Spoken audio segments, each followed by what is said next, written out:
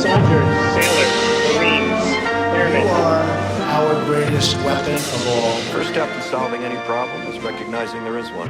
It's time we started talking. Pain isn't something we call. All we can ever do for our heroes is remember them, and they gave up two lives, the one they were living and the one they would have lived. They gave up everything for our country, for us. They prayed for freedom and justice.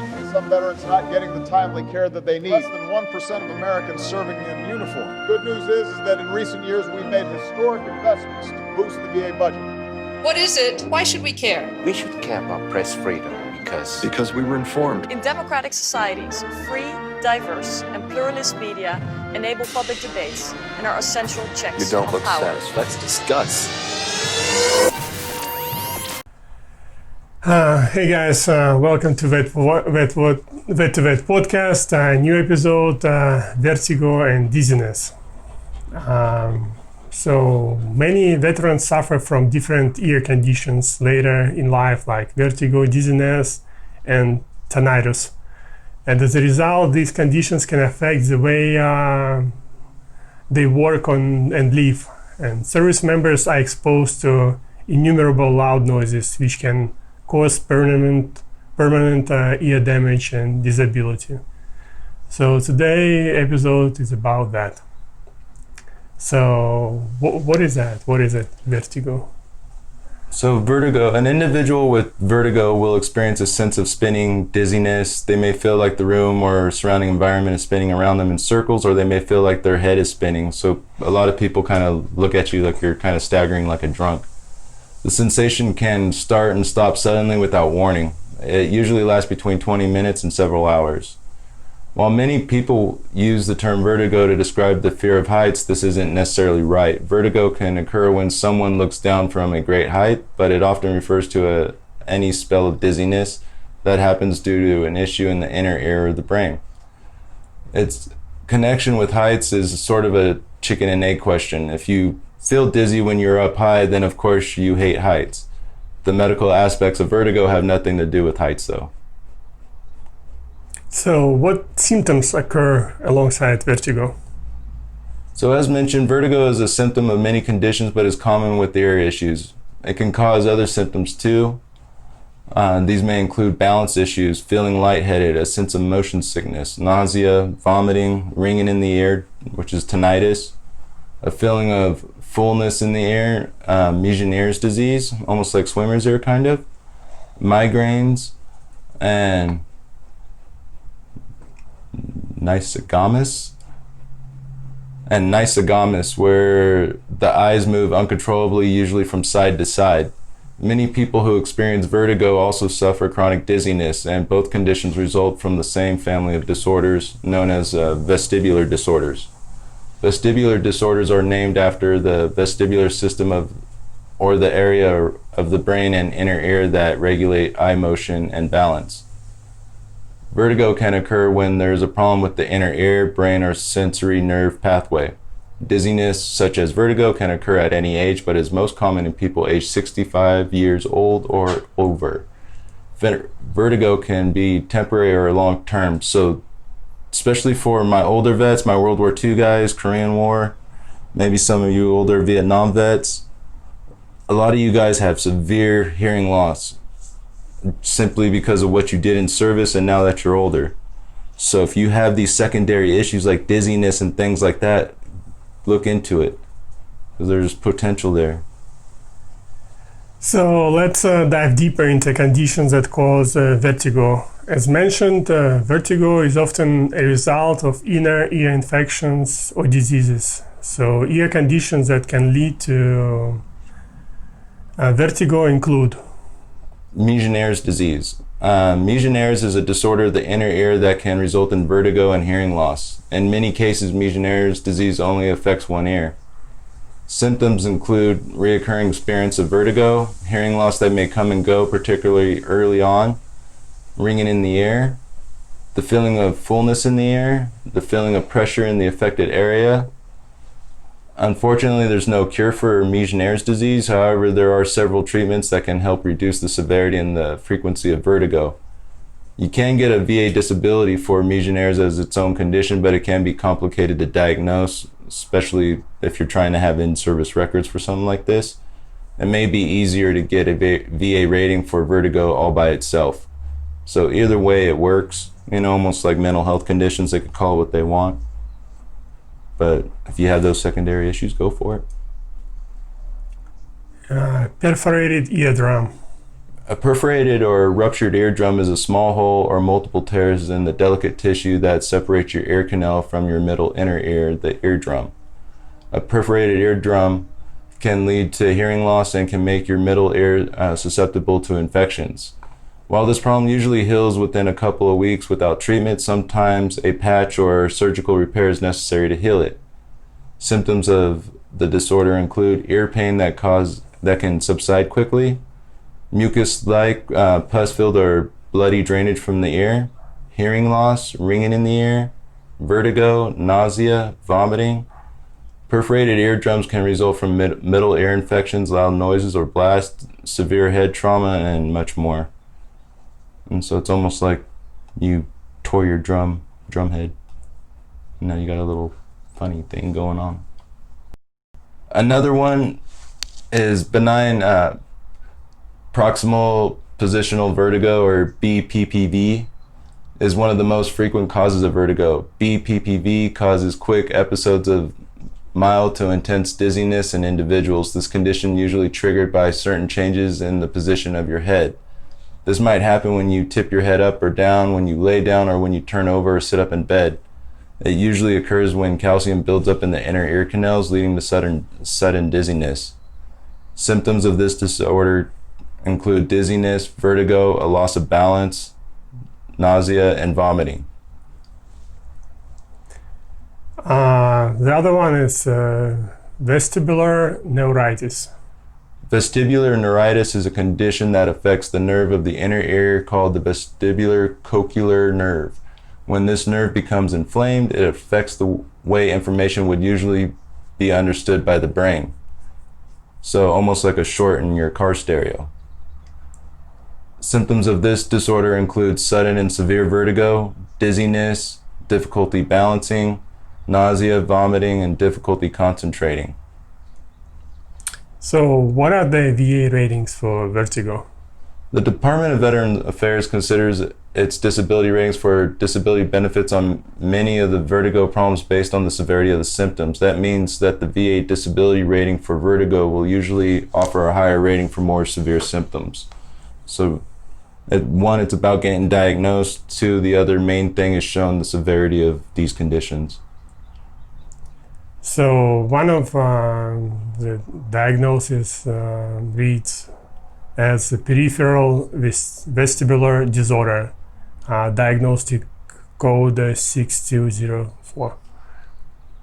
Peripheral vestibular disorders affect the ear's ability to understand proper body balance.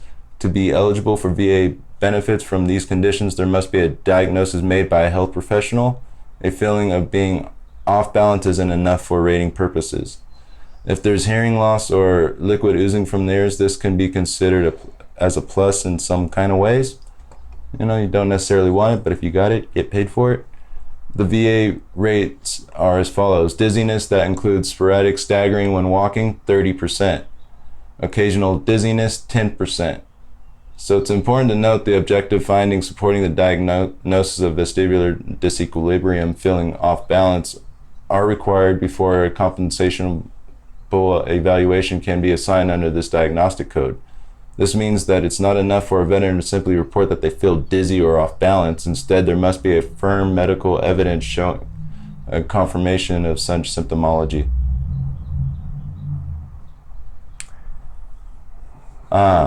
Another one is the Meniere's disease, is a condition of the inner ear that affects both hearing and balance in the individual. To claim VA benefits from Meniere's disease, it must be diagnosed. Symptoms include episodes of vertigo, hearing loss, tinnitus, and dizziness. All three of these symptoms can be rated separately under hearing loss, tinnitus, and peripheral vestibular disorders, or shared under the Meniere's disease as follows. Hearing loss with dizziness less than once per month, 30%. Hearing loss with dizziness and staggering that arises to 1 to 4 times a month, 60. Hearing loss with dizziness and staggering that arises more than once per week with or without tinnitus, 100%. So it might be worth looking into, especially for your older guys that might have really bad hearing loss. What is a duty MOS noise exposure listing? In September 2010, VA published the Duty MOS Noise Exposure Listing. This is a list for the VA rating staff to use to decide whether veterans' vertigo, hearing loss, tinnitus, or ear conditions could be linked to their time spent in service if developed more than a year after work. The document lists every military occupational specialty, the MOS, and values it depending on the likelihood of that MOS being subjected to noise that could lead to long-term hearing issues. If the rating is high, then the rating staff will grant service connection with little or no other evidence required. If the MOS has a moderate probability, additional evidence of noise exposure may be required. For example, you may have sporadically worked near loud engines or something similar. For an MOS with low probability of noise exposure, it's crucial to provide enough evidence that proves you experience regular exposure to high level of noise. It is important to note that this list was created as a guide for rating officials to follow when making decision and is no longer officially published by the VA. However, despite this, it is still the standard used by rating staff when determining the hearing loss and the ear condition claims based on MOS noise exposure. And a lot of you guys that served in the military could say that just because of your job doesn't mean you're not around loud noises. So it's a nice guide, but you don't want them looking at it like it's a Bible. Yeah, that's true. So what are the principles that apply? When applying for VA benefits for vertigo and hearing conditions, certain principles do apply. Special monthly compensation. If your hearing impairment is very severe, you may meet the criteria for VA special monthly compensation. VA pyramiding. A single condition can only be rated by the VA once, but if another condition exists that is in addition to vertigo or an ear condition and it isn't caused by it, then it can be rated too. So you can't necessarily stack things, but you could claim secondary issues. Probative value, the most info wins. If two exams record the diagnosis differently, the exam featuring the most comprehensive data and is performed by the most qualified specialist in that sector will be the exam the rating is based on. At the C&P exam for vertigo, a tie goes to the veteran. If there are two exams that seem to be equally as strong as the other with conflicting information, or if the condition can be equally valued under two different codes, then the one that offers the highest rating will be used. Every conflict should be settled in favor of the higher rating and in favor of the veteran when there's budding issues. So make sure you build your records up. Accurate measurements. It's crucial that the required information used to rate a condition is recorded by the health professional during the exam. Using the information we've given you, you should understand what needs to be measured and recorded and ensure that this happens efficiently for a correct rating, especially when you're going for those higher ratings. Hospital or convalescent rating. Some conditions require hospitalization or constant medical care. Any condition that requires this care is rated 100% during this exhaustive treatment. Once the treatment ends, the 100% rating will be used for a certain period. This period is 3 months unless another length, such as 6 months or 1 year, is stipulated in the condition ratings. Some patients require more time to recover than others, so the health professional or rating authorities can lengthen this period if necessary, as long as you have the evidence to show it. And so, how do I establish that service connection to vertigo? To be eligible for VA disability benefits for vertigo and ear conditions, you first must prove that your issues are a result of your time in the military. For a direct service connection, you must prove 3 elements: a current diagnosis of an ear or vertigo condition, an in-service situation or event that may have caused or contributed to the issue, and a medical opinion clearly linking the in-service situation or event to your ear or vertigo condition. Once you're diagnosed with vertigo or an ear condition, you have the ability to file for a VA disability claim. But make sure you tie these things together. Treat it like you're going to court. A service member who has worked in and an MOS that placed them near loud engines or machinery on duty. In combat experiences or firing weapons can relate ear issues and vertigo to military service as a veteran. This is even if these conditions arise many years after the exposure. Vertigo and ear conditions may also be secondary issues to other service-related conditions, so be sure to check with your doctor or healthcare provider for a medical opinion. Then file a disability claim for your medical conditions. So keep building your records up until it's hard to say no. Yeah.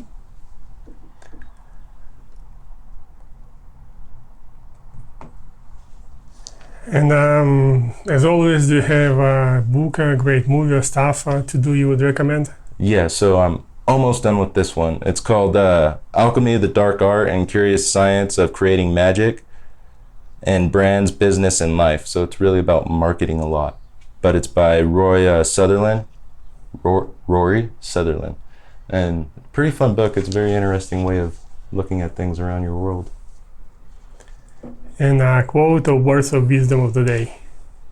The harder the conflict, the more glorious the triumph. Said by Thomas Paine. That's it, folks. Thank you for listening. Until next time, over and out. Yeah, thank you.